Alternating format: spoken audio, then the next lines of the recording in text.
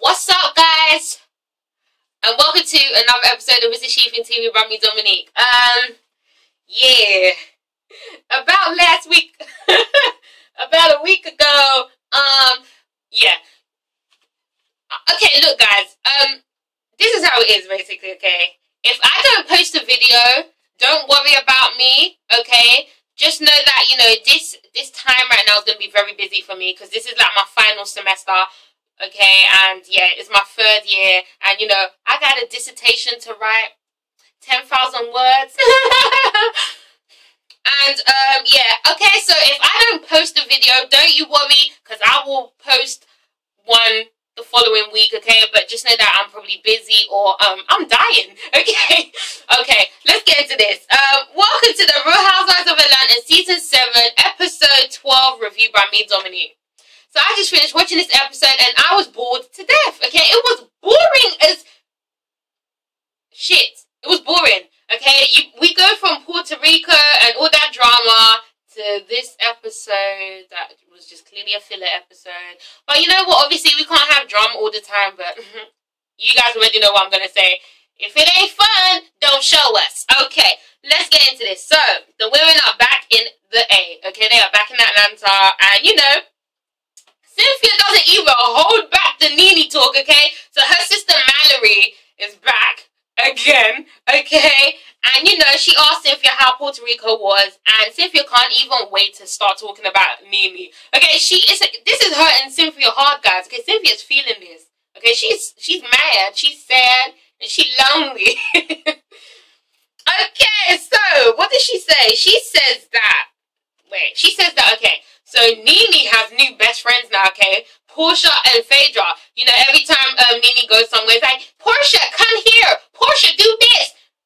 I'm sorry, Cynthia. Do you miss the role that you used to play? Because you used to be the Portia then, if that's the case. And are you forgetting that you are now best friends with Kenya and Claudia? Okay, so come on. Alright, you want to sit here and try and ridicule Nene? You doing the same shit. You doing the same shit. You are following behind Kenya and Claudia, okay? Joining in with their stupid little antics, and you know, Cynthia,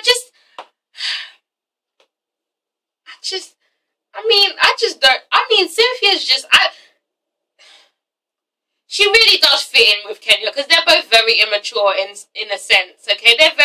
This is just, it's not that deep, Cynthia, okay? It's really not that deep.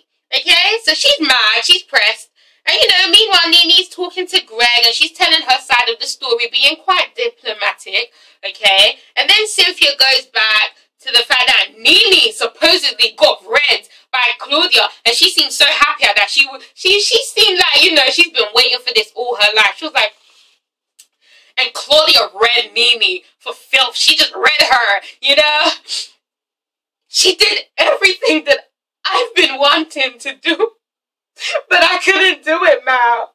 But Claudia did it, and I'm so happy. Girl, look, let me make this clear, okay? People want to sit down and say that Claudia won or Claudia read Nene. I feel as though they both read each other, okay? And then someone wanted to go and say that, you know, Nene obviously lost because she decided to start attacking Claudia's physical things. And I'm just sitting here thinking, but didn't Claudia do the same thing? Claudia said that she's got George Washington's wig on. Okay, Claudia said that she's a stripper. Okay, so you're attacking her personal life. Okay, you're not even keeping to the argument. You're not even keeping relevant. Okay, you're going to the past. Okay, and then Claudia wanted to talk about the fact that, you know, her sexual life, all that shit. I'm sure she said something about the way she looks too. Okay, so they were both in the wrong. They were both petty as hell. Okay, so they were both in the wrong. Okay, but people need to chill. All right, it's not that deep. Claudia did not read Nene like that. Okay, I think the thing is, people are just amping it up because nobody ever gets to Nene like that. The only person that did that was Sheree. Okay, and that was about what, 4 years ago. All right. So yes, other than Sheree, Claudia did fight back with Nene, and yes, people are like, okay, she got read, but it wasn't like that because Nene read her too. Okay, so if you're gonna say someone read someone, can we just be fair, please? All right. Alright, so yeah, Cynthia was all excited about that. I'm like, no, Cynthia, okay? I mean, come on. Nene said her clit's gone. Everyone is still talking about the clip being missing, guys. That was just, I couldn't believe it. Even Nene couldn't believe she said that shit. Okay, because I don't know where that came from, but it was funny as hell. Okay? Just like the fact that Claudia said Nene ain't got no edges. I'm not even going to go back to that. Let's continue. Okay? So then, you know, Nene says to Greg that she had to apologize to Claudia about 15 times. And this is the thing, okay? I respect Nene because she did apologize, okay? Whether it was sincere or not. She was ready to squash this, okay? The Nene we used to know would never do that. Nene will keep going on, okay? That woman can hold grudges, okay? And I know grudges because my mom holds grudges, okay? She holds grudges. Lord, you could do something to my mom about 20 years ago. She's still going to remember. She's still going to talk about it to this day. Okay, so that's Nene, alright? But Nene apologized. Meanwhile, Claudia didn't want to accept it or move on, okay? She's still waiting to go for Nene, alright? And, you know, Peter seems to like Claudia because, yes, you know, she's standing up to the bully. I mean, they all sound petty as fuck. They all... Do y'all have a life? In fact, Peter and Cynthia and Mal, did Nene run the household? Like, I'm so confused because they are so against Nene now, and it's actually funny because it seems like Nene had a massive impact on all their lives. What? I don't understand what it was. Did you guys have a fucking statue of Nene in your house that you worshipped and prayed to every single day? Because that's how it seems like. What? Nene's not thinking about y'all like that. Move the fuck on, man. Peter, come on, drop the peach. Stop it. Okay? So then the friendship contract comes back into our lives. You know, Cynthia can act as though that friendship contract was a joke the entire time, but it really wasn't, okay? That woman took it very seriously, okay? And Nene signed it, and it was just ridiculous. Alright, so her and Mal go searching for this friendship contract. And you know, Cynthia was embarrassed as fuck because she had a friendship contract at the age of fucking 40. How old are you? You were too old. That's how old you are. Too old to have a damn friendship contract. That's how old you is. I'm 21 and I don't even have a I've never even had a friendship contract. I didn't even know people did that shit. You damn near 50. You well, I'm not 21 yet, but I'm gonna be in a few months, okay? Get ready to wish me happy birthday, guys. Anyway, alright? So then, you know, she burns the friendship contract, and it just shows me how sad Cynthia's life must really be. You just free of all the toxins now, huh, Cynthia? The friendship contract is gone. You just happy, huh? I'm sad for you. I'm sad that you even had one. Moving on, guys, okay? Moving on. Todd and Kandi visit the OBGYN, okay? Okay, so they are still trying to get pregnant, guys. Look. I love the Tuckers, okay? I love them as a couple. They're so short and cute.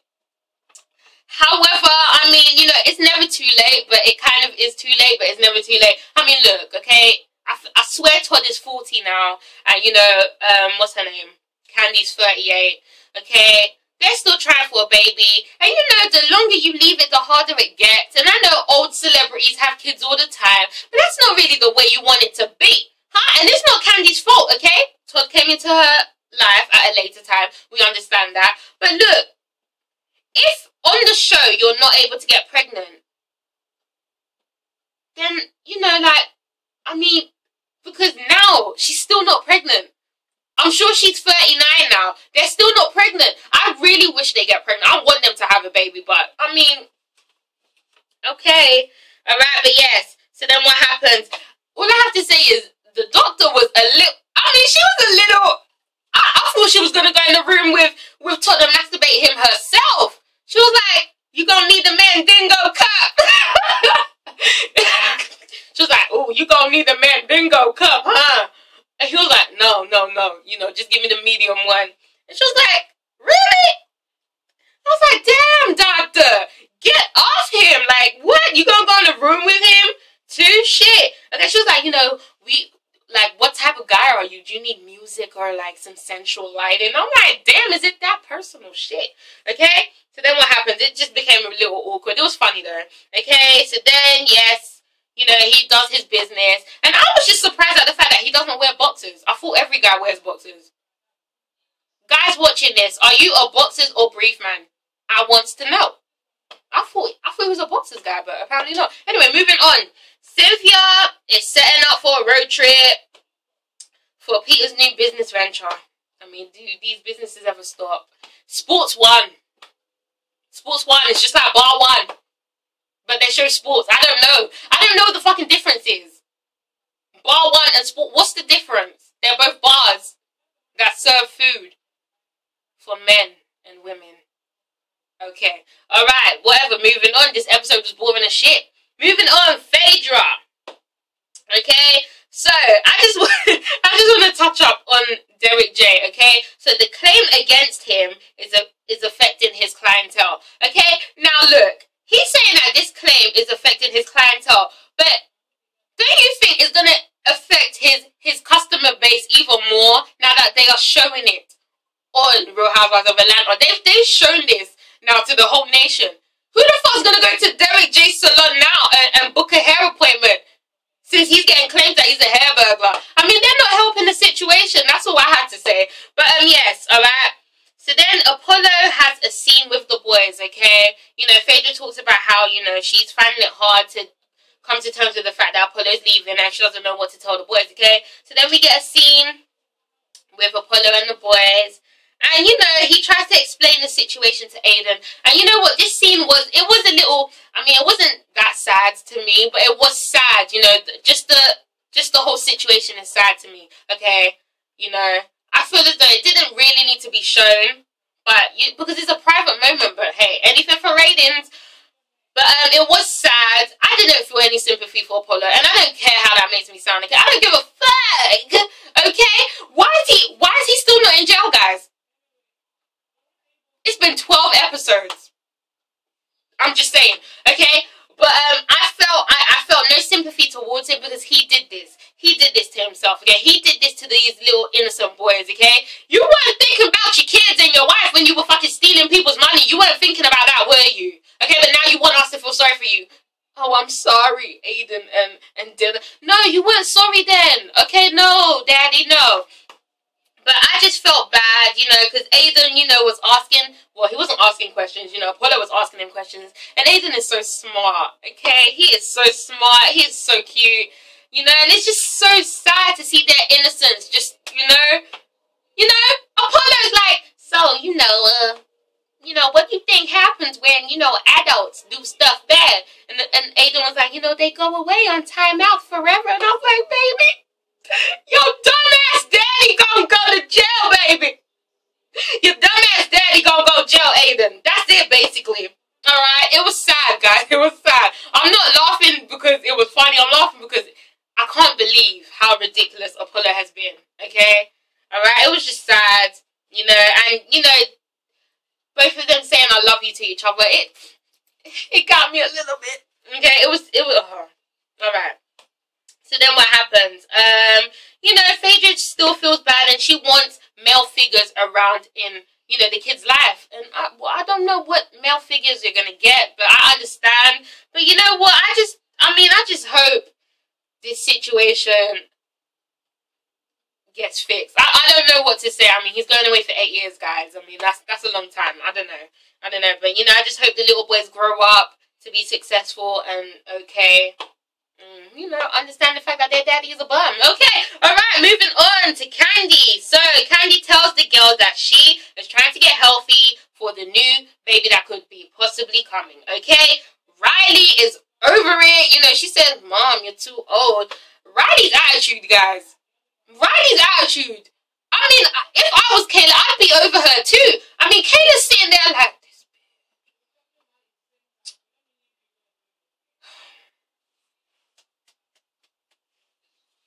every time Riley talks, I mean, there's always something with Riley. Okay, what is wrong with the girl, man? Every time she comes on the screen, I'm like, I instantly get depressed. Okay, alright. So both Todd and Kandi are all good. Okay, you know, the doctor said everything's fine, so they should be able to have a baby. Alright, which is good. Okay, great.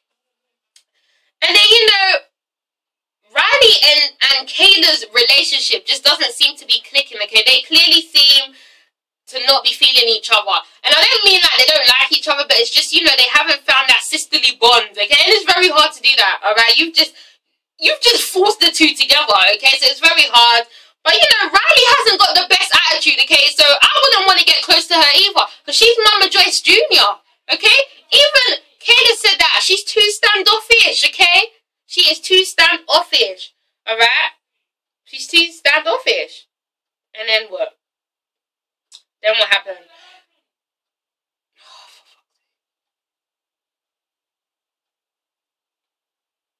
Huh?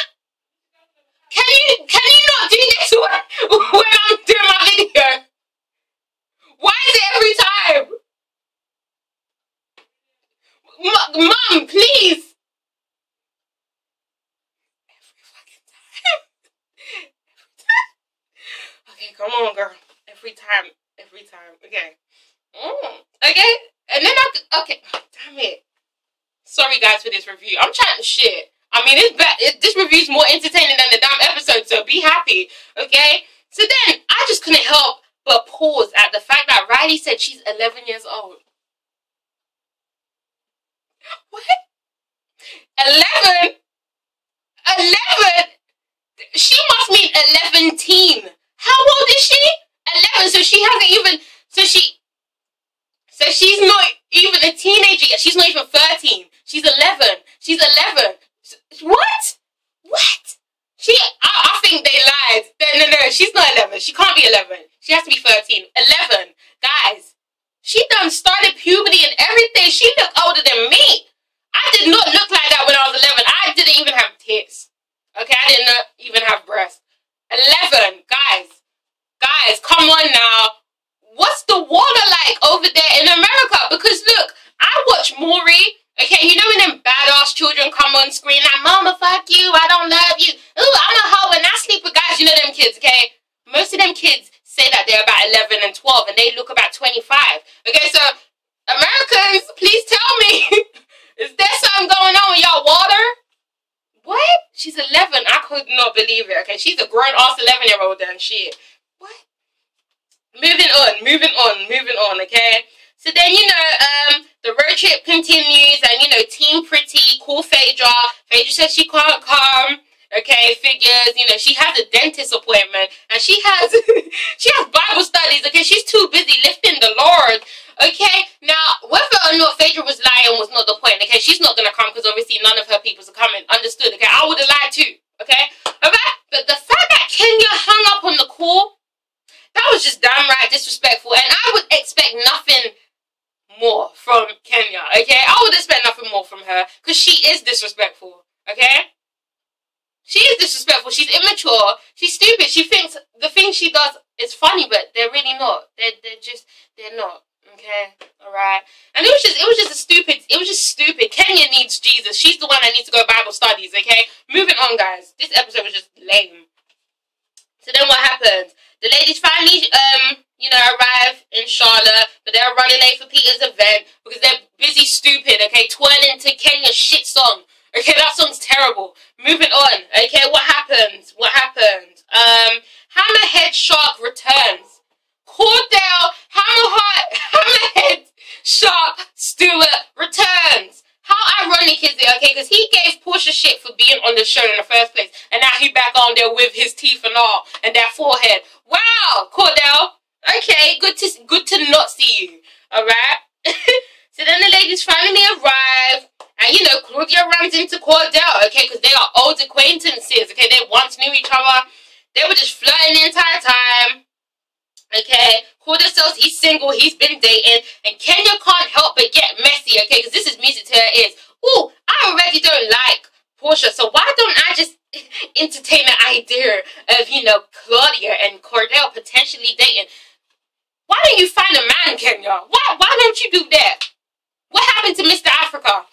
Okay, alright, so then, you know, Kenya gets messy, tries to hook up Cordell and Claudia. Claudia says she isn't the type to go after an acquaintance's ex, okay? But her friend Kenya is the type, okay? So I would not be surprised if, you know, her ways rubs off on Claudia. And they do that just to spite, you know, Portia, okay? Because these women are petty as fuck like that, alright? So then, you know, even Peter tries to push the two together, and, you know, long story short, they exchange numbers, okay? They take a selfie too, because that was necessary. I I bet that was posted on Instagram. Was that necessary? I mean, come on, okay? Now, all I had to say about this was, would Cynthia be entertaining this idea, okay, if she was still cool with Nene, Portia, Phaedra, and Kandi, okay? Would she be all kikiing with the girls, you know, pushing, you know, Claudia into the mist of Cordell, knowing that knowing that he had a bad relationship with Portia, okay? It turned very bad towards the end, okay? Because I'm pretty sure Portia went crying on your shoulders, Cynthia. Okay, I just can't. Guys, this episode was shit. Okay? But I'll see you next time. Black Ink Crew starts tomorrow. Well, it starts today, but obviously I'm going to be seeing it tomorrow. Should I review it? Let me know, guys. This is ItsASheThIngTV. Comment, like, subscribe. I'm so sorry this episode was shit. It's not my fault. Blame Bravo. Okay? Peace out, guys. Love you all. Mwah. Wish me luck with my studies.